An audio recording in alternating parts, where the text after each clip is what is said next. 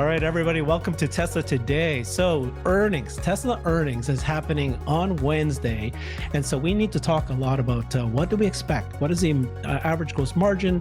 What do we think the narrative is going to be? And we've got Randy Kirk with us, and he's going to share with us what he's been calling with the stock. He's been nailing it right. He's been one of the Uber bulls. And all right, we've been watching the Tesla stock rise. He's got good news because he thinks that this narrative has changed for real, and it's going to move forward. So there's two big topics today. We're going to talk about what's happening with the market overall and what do we expect with Tesla stock, and we're going to dive deep into what to expect with the earnings call on Wednesday. Welcome, Randy. Always wonderful to be with you. You wanted to talk first about the narrative change. Why don't you just tell me what you're seeing in the market? What should we expect with the stock, Tesla, and the market overall? All right. So, when we're looking at this, we can't just look at the stock. You've got the stock, you've got the macro, you've got the economy, you've got all these things that are around the stock. And a few months ago, I noticed this narrative change on Tesla. And I brought up this narrative change. Again, I think I was the first one to talk about it. It was a significant change where all of the negatives around Tesla were solved. And now the positives could come back into play again. And that was where Tesla started to move up into that 200 range. Then Kathy Wood, 2 months ago, she announces on her program on Friday night, the first Friday of the month, and she goes, "Oh, guess what? We've now got a bull market." Not one other soul had mentioned that there was a bull market that I can find. And so the next morning, I immediately said, "We're in a bull market," because I saw it too. I was like, "Oh my gosh, how come nobody noticed that?" It was 2 weeks before the rest of the pundits out there started talking about the bull market. Then I said in my program, I said, okay, that means Tesla now has running room and there's no stopping it between 217 and 300. So we're on a rocket to 300 and here we go. Here we are. So then over the weekend, it hit me that the market is now going through a narrative change. Because there's always a narrative in the market. And the narrative for the last 18 months or less, somewhere around 18 months, has been, gloom and doom and inflation and interest rates. And what are we going to do? And there's going to be a recession any minute. And the inverted yield curve and, all this kind of stuff. And the housing market's going to crash. And all along for the last 9 months, I've been saying, no recession, no recession. Can't be a recession with these kind of numbers in the labor market. Can't be there's no recession. I've written a book on recession. I've studied recessions. There's no recession. So anyway, like I said, over the weekend, I'm looking at it. I'm going, there's a shift taking place right now, where the market is beginning to look past this last one and done interest rate increase. They recognize that Trueflation. I think everybody's looking at Trueflation now. I don't think that is only the guys who are going crazy that are looking at Trueflation. Look at that curve. How can the Fed look at that curve and say, oh, there's still an inflation problem? Are you kidding me? So, and this is up-to-date information. This is day by day. They're getting in the most current information about every different category of the market. And by the way, if you go into the details, which I don't know if you want to right now, it's up to you. But if you go into the details, every single category is going down. So you have all these categories. You can just click through them and you can see they're all headed down, every single category. So it's kind of like, what kind of communications went up? What kind of data points does the Fed want to be able to see that it's over, that the inflation is done? So anyway, I think the market gets it. The bond market has been going down for the last 4 days, I think. And it's going back towards its kind of the mid-range of the range it's been in. And that's the bond market saying, no, it's done. We're done. We're done with inflation. We know it's going to be good. The stock market has been going up steadily since October of last year. And so I think now it's time for the money to come off the sidelines. And there is a ton of money on the sidelines. So there was two charts we got for that. One is showing the current money market numbers. And the money market is the highest. Nope, it's the other one. That's we can do bank balances first. Well, there we go. Go bank balances first. Go ahead. All right, this is consumers. Consumer bank balances, of course, went up dramatically during COVID because they had all that money and no place to spend it. Then it started drifting down. But now you notice it's popping up again. And basically, I think it was Jamie Dimon said that what's happened is that people are starting to spend again like they were pre-pandemic. But in the meantime, they've put a lot more money in the bank.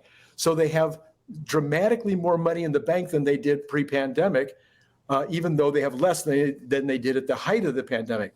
So you guys like you and me, retail investors, lots of money on the sideline.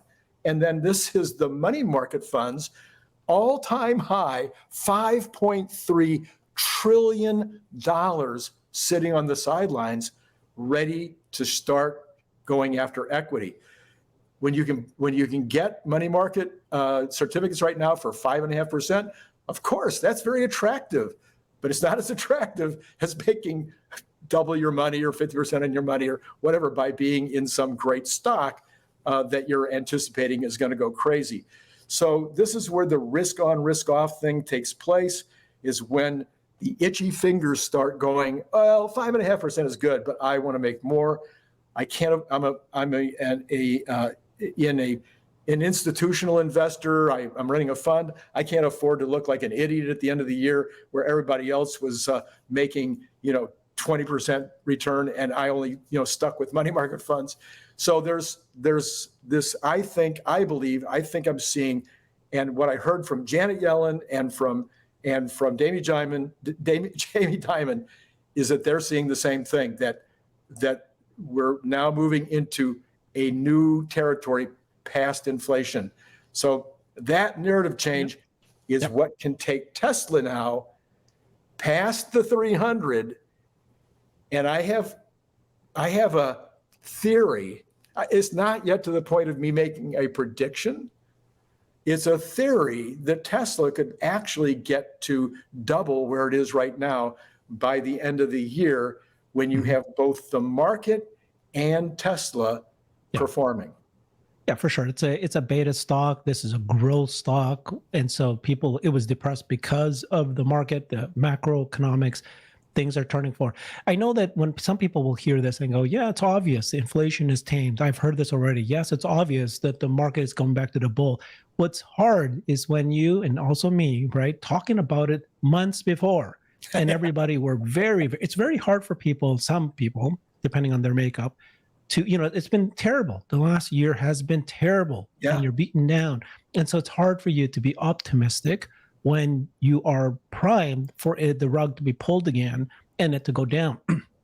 But, when somebody says, oh, yeah, no, the inflation, and then they'll go, but there's going to be deflation. Oh, don't you be careful. There's going to be recession.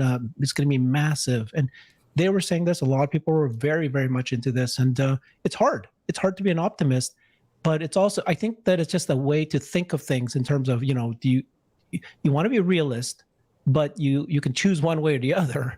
And there's just people who are so fear driven that they can't get themselves to accept any positive news, and they'll just say, oh no, that's going to go away, something big is going to happen, the shoe's going to drop. So anyways, it's true that you and I'm kind of you're more out there than I was, but certainly we were the optimists. And I do think that, of course, I've been saying in the Cyber Bulls recently that this second half, we're in a bull market. This is it. It's an AI driven market, and it's going to happen. And recessions happen, and they usually are short, 1 or 2 years. And then, like you just pointed out, money's been in the sidelines. It's about to come in, and they just needed that one excuse. The excuse was the AI. Now that AI is coming, and then it's showing up in earnings, and then they're feeling like the metrics are showing good, then it's going to start flowing in. And anyways, very good points. Thank you for pointing that out. But tell me what you're thinking about. Like you said, there's potential you think the Tesla stock is going to ride the wave. And it sure seems like it. We're hearing more and more that these institutional investors have actually been, as we expected, pouring money into Tesla. And it's going to now kind of unleash, now that it feels everybody's getting stronger on this. So tell me what you're thinking about earnings happening on Wednesday. What is your estimate for the average, the auto gross margin and the earnings? All right. So my gross margin, I think you and I actually ended up being the same, if I remember right. I don't want to put words in your mouth, but I'm at 21%. And I'm at 20. You're at 20. Okay, I'm at 21. And that's ridiculous. It sounds very high, but today I just heard Larry Goldberg say that he's at 20%. Really? And then James Stevenson is at 19, I think. Yeah, 19 and a bit percent high. Yes. So these are, we're the far up there. Almost everyone else is 18.5, maybe 18, and some people are 17, you know? And so it's really, it's hard to call. Yes, I think there's basically four things that people are not taking into consideration in their numbers. And I'll just go through them really quickly. And it's really about $600 million in difference. And that 600 million would be about 3%. So number one is the IRA. People are not taking into consideration the IRA. It's not a separate line item. It is going to be in the cost of goods, but nobody's taking into consideration 150 to 250 million is what Zach Kirkhorn said it was going to be per quarter. So I'm just taking the middle number. Let's call it 200 million. That is going to be in the cost of goods, and it's not in the normal method of determining what the cost of goods is. So I'm looking at 200 million coming from that. I'm looking at another 150 to 200 million coming from commodity prices going down. Now, I know even Jeff Lutz has said, well, you know, when commodity prices come down, you have all these locked in contracts and it takes a while before that flows through. And I was in a much, much smaller business, but I was buying plastic by the trainload. And when the market gets soft and there's lots and lots of extra plastic around, I can tell you that you call the guy on the phone that you do business with, even though you've got a contract with him, and he's desperate. He doesn't want to lose your business in the future. He wants to make sure that you're not going to go south on him on taking the rest of the load. I mean, there's all kinds of things going on in his mind. And believe me, you can work around your contract in the middle of the contract when things are getting soft. So I'm saying that I don't know whether steel, whether copper, it doesn't matter. One of those categories or any of those categories, there definitely could be opportunities where there's already been some of that cost of goods reduction based on commodities. Number three would be in just batteries. We know that CATL was running at 60% capacity. We know same thing. So they've got massive overproduction. They have massive capacity left over. Their cost of goods has gone down also. Lithium came down dramatically. So I'm saying that CATL and Panasonic, everybody else, they're willing to deal. And I'm saying that that's already happened. And that could be your third 200 million. So somewhere 400, 500, 600 million dollars worth of reduction in cost of goods that I don't think most people are putting in the numbers. Right. Okay. And then I love it. I'm glad that you broke it down because that's the same thing I've been saying. The thing that Jeff has been saying is that, you know, the mineral reduction may have appeared in the second half of this year, but he was saying that it was going to appear in the second quarter, and now he's changed it to Q3. And so he's just being a little conservative. But what I wanted to ask you was, excuse me, what about the price increases in the cars? So all the things you said is great, but people are spooked because they felt that they had to, price cuts, further price cuts in the second quarter. And what's your thoughts there? Well, so I'm a big fan of Troy Teslike. I think he does a great job. And so I've looked at his numbers in terms of figuring out the average cost of sale, or the average selling price. I think he's probably pretty good on that. I totally question his cost of goods side, and that's why I've just come up with this analysis that I gave you. I think he's not counting those three things in his numbers. But I also think that there's a possibility that we're going to have a little higher average sale price because of people moving up in their product, the product that they buy, because the price has gone down. And because they're getting the $7,500 from the government, they could afford more car. And so they might have, more people might have taken paint, more people might have taken other upgrades. And so that could show up on that side of the ledger as well. So overall, I think the price cuts are taken into consideration by Troy Teslaike's analysis, but he is a good 600 million over me in terms of cost of goods sold, and that was the 600 million that I just described. Hey there, thank you for joining me. If you can, please consider supporting this channel so I can keep it going. It's a lot of work arranging all these amazing interviews. One of the easiest ways is just to click that join button and become a member of the channel. Thank you very much. Let's get brighter. Okay, so you're pretty bullish on your earnings estimate. You're bullish on the annual on the auto gross margin. So what would happen? What else are you expecting on the earnings call? What kind of conversations do you think the narrative that they will point at? And I was asking the question to a number of people today at a Tesla space today that, let's say it is at 18%. Let's say it is at 18.5, whatever number it is. Even if it's 17%, don't you think that the majority would already have that built in? Yes. That no, I definitely think even institutional investors would have said, yep, 17%, that's the trough. Yeah. But let's look at the second half of the year. Look at all these wonderful things. Do you think that that's true as well? Yes, I do believe that 17% probably is the bottom number that the market will accept. If it goes below 17%, I do think they'll be upset. I think if it goes under 81 cents earnings, I think they'll get upset. I'm at 96 cents. I think if I'm right and you're right that it's 21% margins, and if the 96 is the real number, I think that we might have a real surprise with a Thursday up market for Tesla. Yeah, and majority of people are telling me that it never happens, right? The days after the earnings is always a sell on and use kind of scenario. So the only way that something could happen would be if they announce something that, that's obviously a game changer. So it's unlikely what they might do, right? They might say, this is the CyberTruck date. I think that they very likely will do that on earnings call. They did that with the Model Y, I believe. They're unlikely to say the price though. Yeah. Because they'll probably reserve that for some event. Yeah, I think that they will very likely give us the handover day. I also think there's a chance at least that they'll give us the AI Day 3 date, which I would really think that would be good. Absolutely. Absolutely. That would be lovely. And then I'm not sure people remember this, and maybe I'm remembering it wrong. You can tell me if I am. I believe Elon said he was going to give us a 30-minute video after the earnings call about Optimus. Well, if it's a 30-minute video after the earnings call about Optimus, it's going to have to be a good one. It's going to have to be something that really shows Optimus doing useful tasks. And if that happens, who knows what happens to the market on Thursday?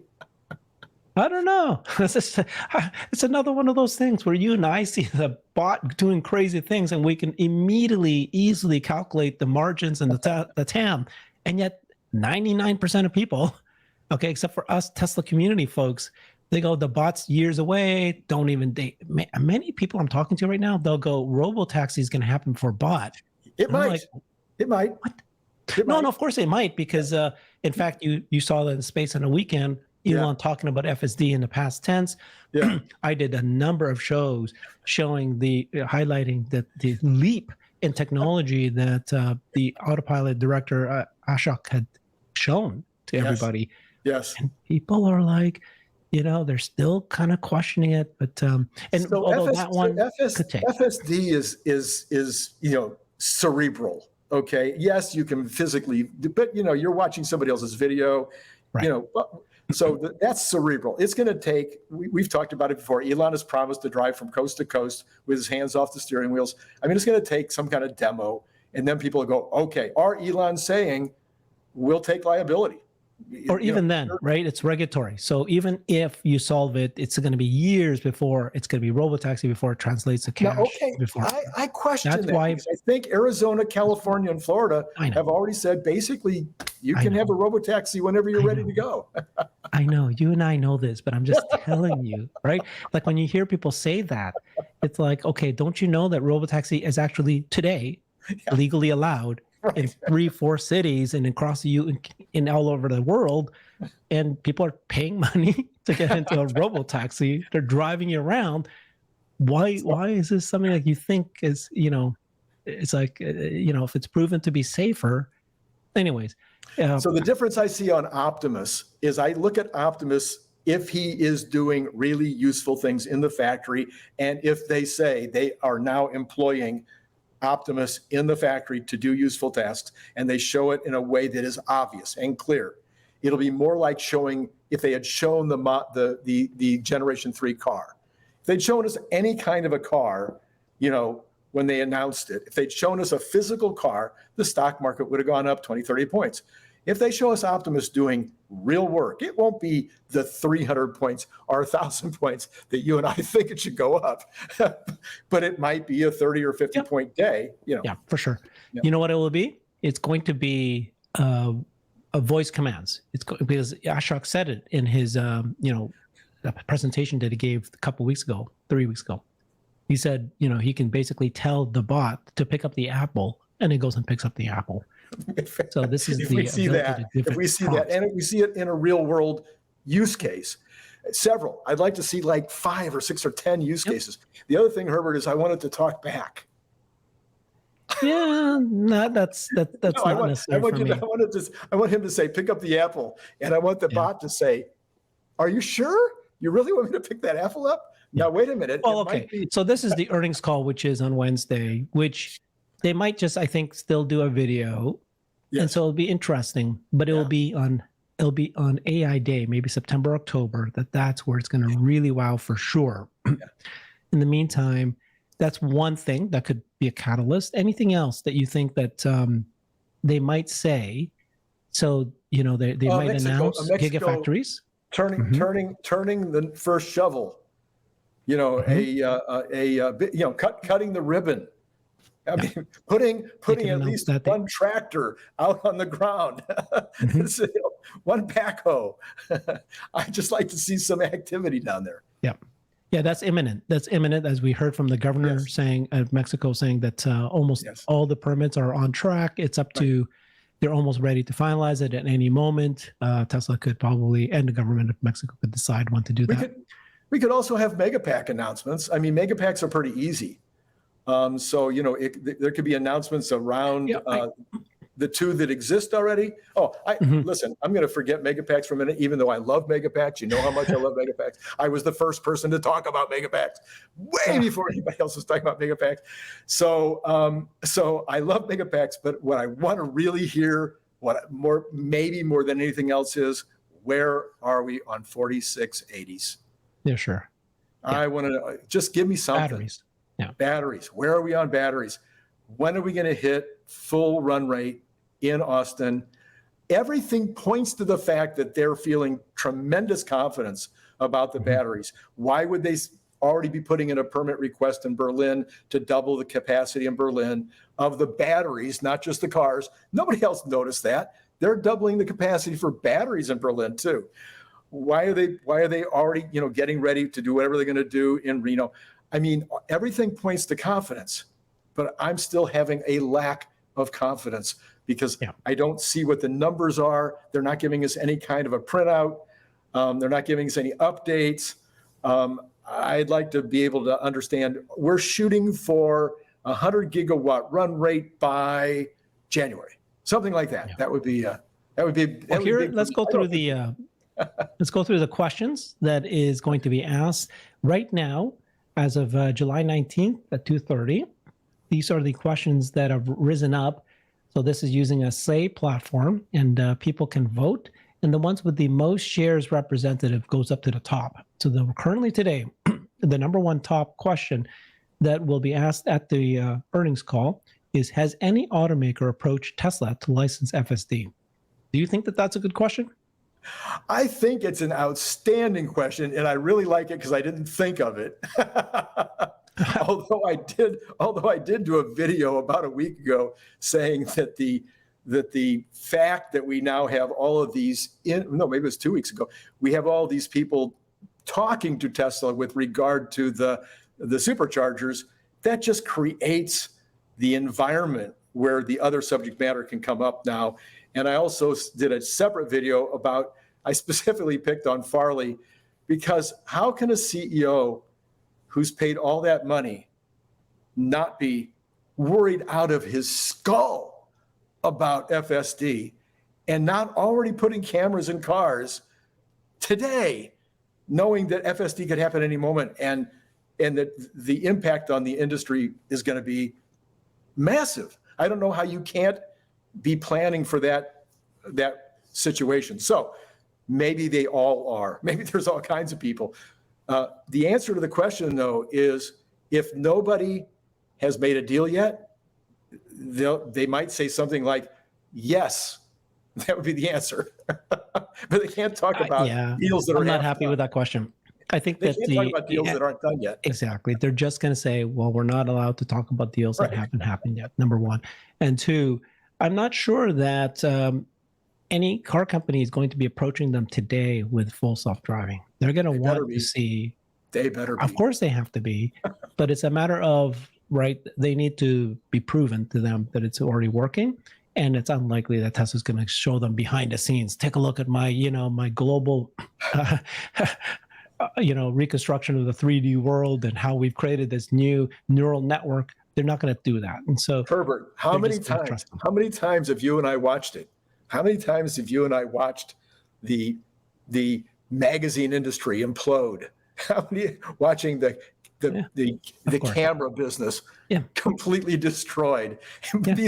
These guys that were being paid millions and millions of dollars a year to run these companies, who didn't pay any attention to history of disruption, didn't pay any attention to what the other companies were doing. I mean, it's just unbelievable to me. But like you just said, it happens over and over and over again. And there's a reason why it is, right? They cannot, no matter what they do, they cannot make that shift. You're in legacy, you have incumbent, you've got all these things you got to worry about. You're making all your money here. You're losing money on the EVs. They're struggling. Now this new thing comes up, which is Robotaxi, and they're like, what do I do? And they're not the skill. They don't have that skill. That's always the case, right?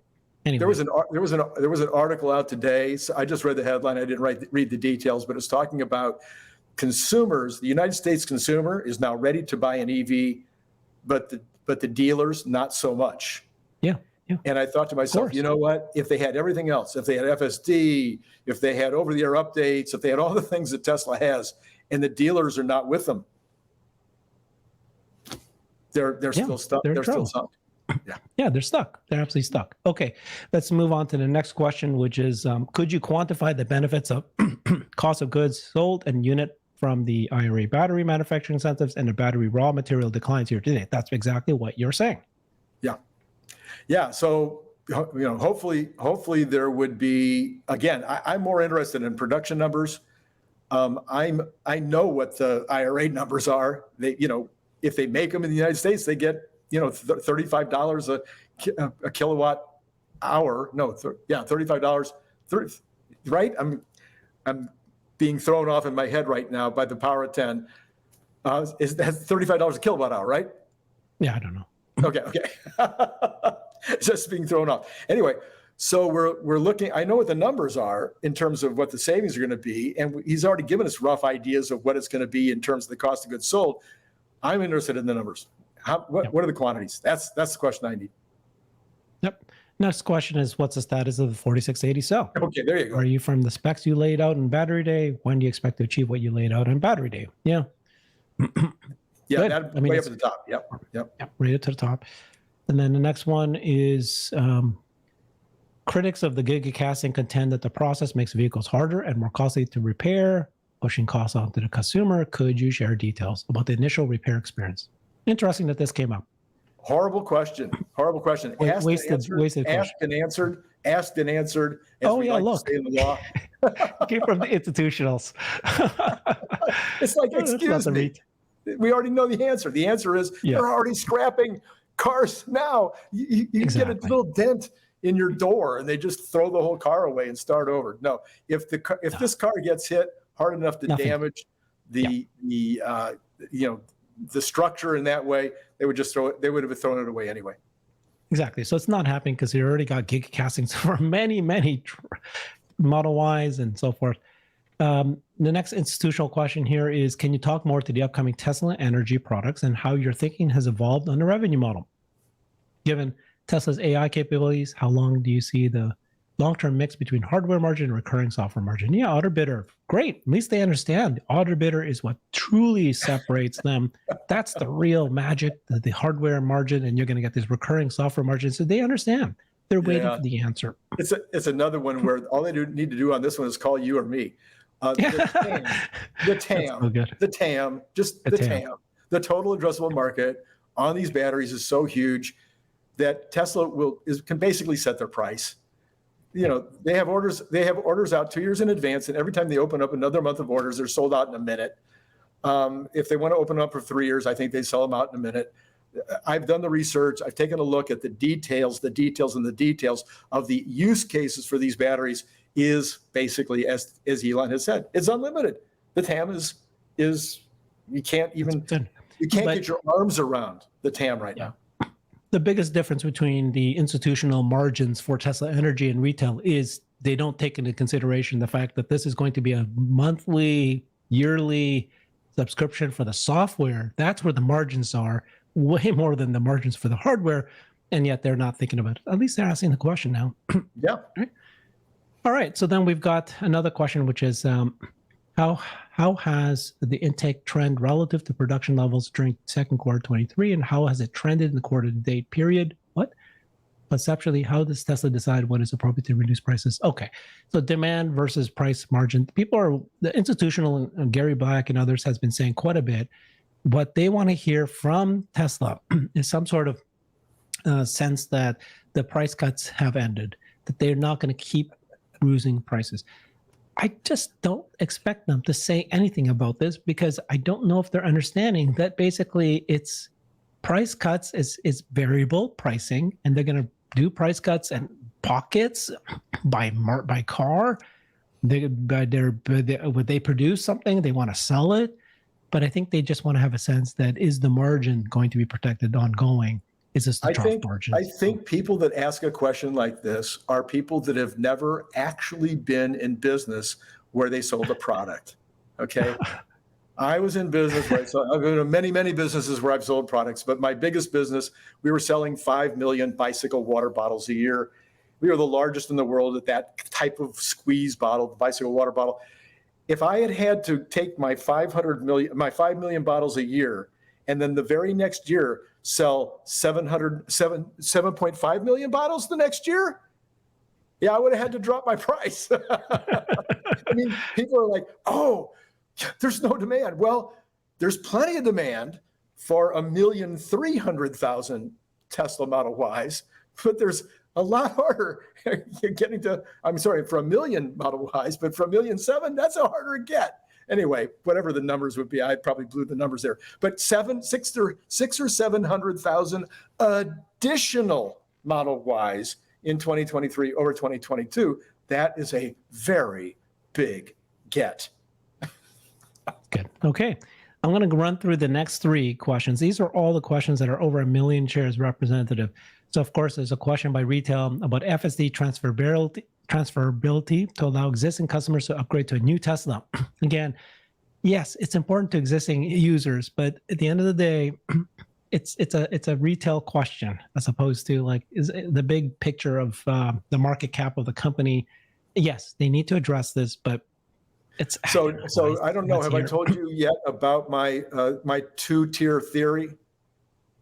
No, go ahead. I think that Tesla is going to need to go to a 2-tier theory, a consumer FSD versus a business FSD. Yeah.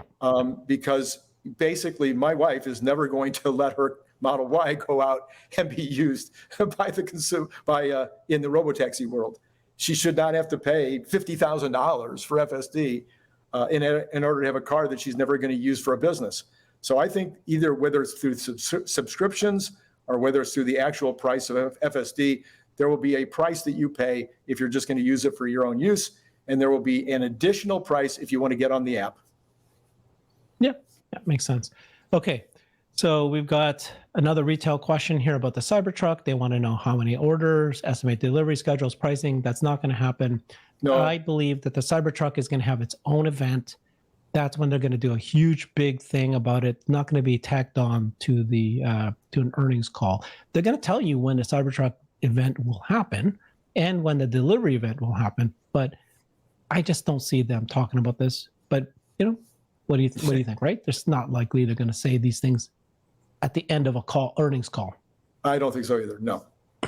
Now, this is the last question of the top 10. You see, this should have been number one. This should be number one. How many Optimus bots have been made? When will they be able to start performing useful tasks? And again, this thing about, we just talked about it earlier, 90% of people think the Optimus bots is way out there. And so, just a few people that's interested in the rest is focused on CyberTruck. It's focused on FSD. They're focused on the batteries and the gigafactories. Rightly so, not an issue. But you and I have been very, very optimistic about Optimus, and we think it's going to happen sooner than later. And and this is the big question for me. This is a huge question. I've been saying that I think that Optimus is going to come out sooner than FSD, even though I've already done shows that says FSD is practically going to be solved already.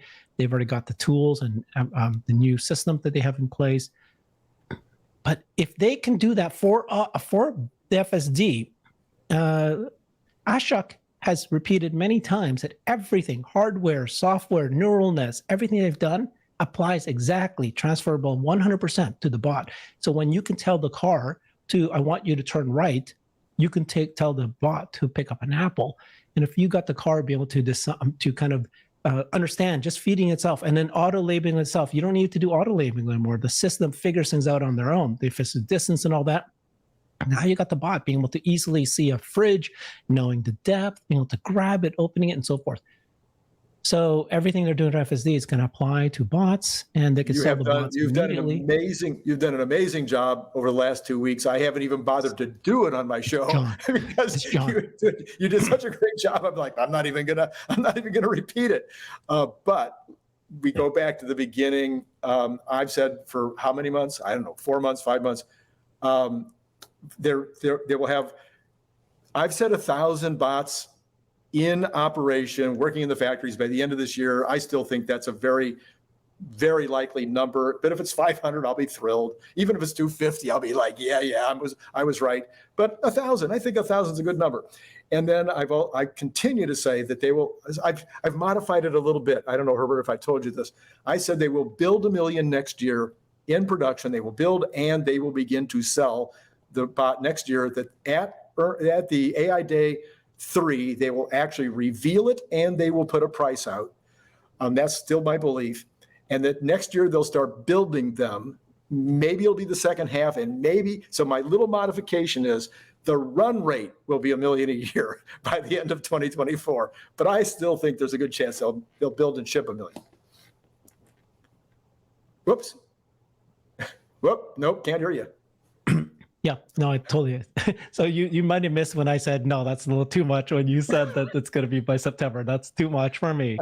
But I did have a clip that I've shown folks about Tom Jew saying at the Investors Day, or it was Investors Day, talking about Master Plan Part 3. And he said that Giga Mexico will have 10,000 employees, 5,000 bots. So Giga Mexico is going to be out in a year or so. They're going to have to make 5,000 bots. And if you can already have a production line creating 5,000 bots, you can make any number that you want. This is as easy to make as bicycles. This isn't as hard to make as cars. Would you agree? You've made bicycles, right? I have not made bicycle water bottles. But I know a lot about making bicycles. I will say it's probably a little harder than bicycles, but it's still. What has Scott said over and over again? I could build this in my garage. Yeah, and they can, yeah. And the interesting thing is, just like the CyberTruck was built for scale, manufacturing first, they're building the bots for manufacturing first. And so we've, Scott, Walter, and I have been comparing the Tesla bot to all these bots, like just anyone that pops up. Just this weekend, we did a comparison against a Chinese company and Fourier Intelligence, and you can see that the Tesla bot, all the actuators are exactly the same, and they're used everywhere in the bot. And the Fourier will have different sizes, one for the hips and different sizes for the shoulders, and So now they have to create multiple products versus just one line item for the bot. It's made for scale. It's made for that. So once they nail down they'll be able to scale this. Okay. But Herbert, don't leave that at that point, because I think the most important thing for the stock investor out there, the person who loves Tesla and wants to see it do well, I don't care if there's 20 people making great bots. The total addressable market on these bots is in the billions. True. And so anybody that's in the business that's making a good bot is going to sell all they can possibly make.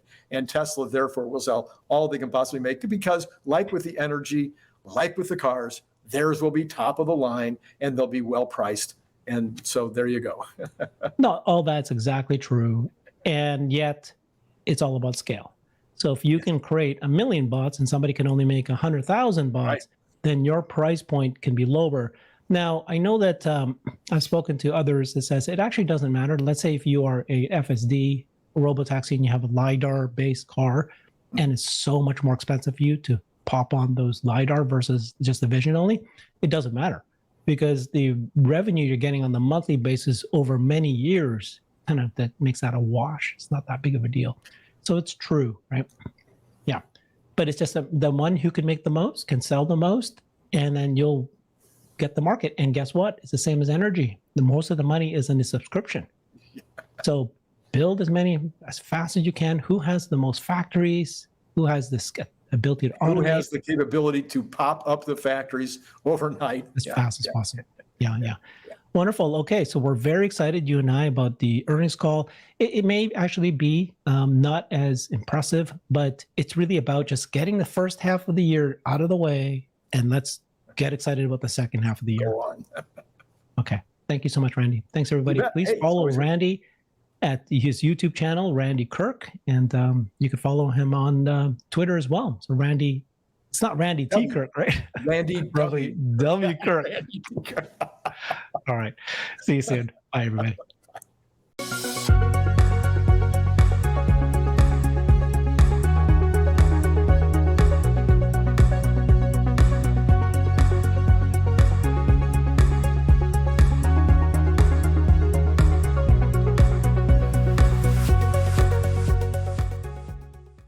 Hey there, thank you for joining me. If you can, please consider supporting this channel so I can keep it going. It's a lot of work arranging all these amazing interviews. One of the easiest ways is just to click that join button and become a member of the channel. Thank you very much. Let's get brighter.